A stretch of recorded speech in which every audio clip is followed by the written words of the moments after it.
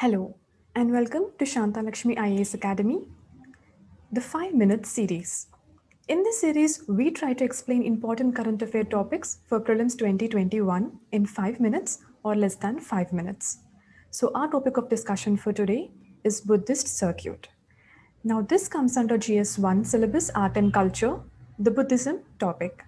And this is in news because our Ministry of Tourism has organized Dekho Apna Desh webinar on exploring Buddhist circuit on train on 16 January this year.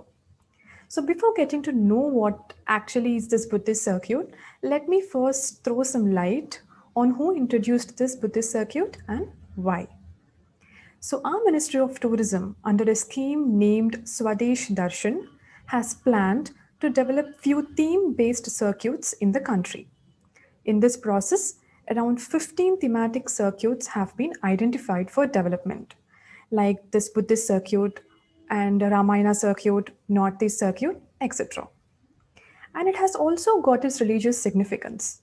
It is said that in one of the Buddhist sutra named Mahaparinirvana Sutra, the Buddha tells his followers that they can attain merit and noble rebirth by going on pilgrimage to the places where he was born, where he gained enlightenment, and where he taught his first sermon, and followed by where he attained nirvana. So, this is about it.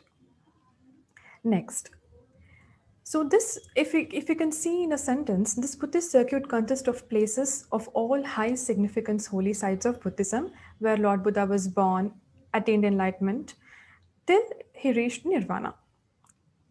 Now, if we see the spread of Buddhism in the world, it is mostly spread across South Asian, Southeast Asian, East Asian countries, like you can see here, like the countries like Nepal, Sri Lanka, Thailand, Myanmar, etc.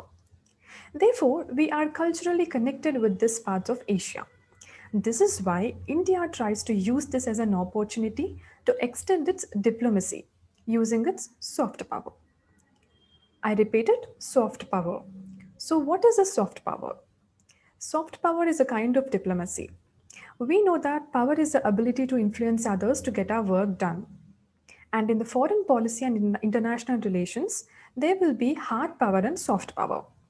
Now, hard power means a country influencing other countries using its military force, economic aids, etc.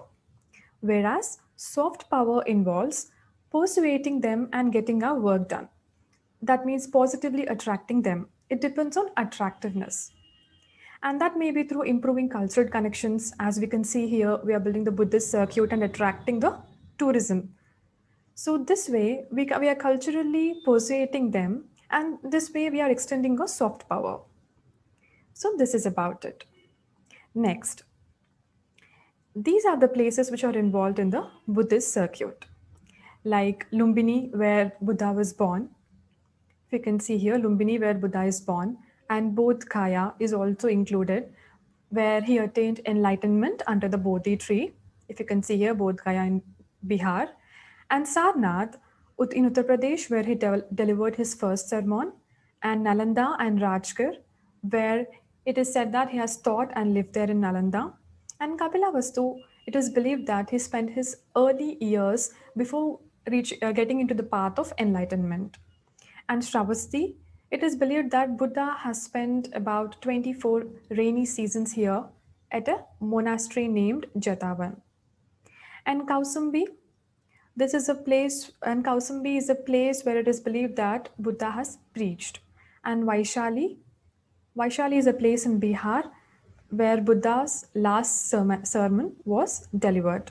And finally, Kushinagar is a place where Buddha died or he attained nirvana. This is about Buddhist circuit. Hope you have got this topic.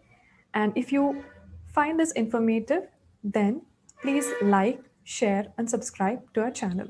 Thank you.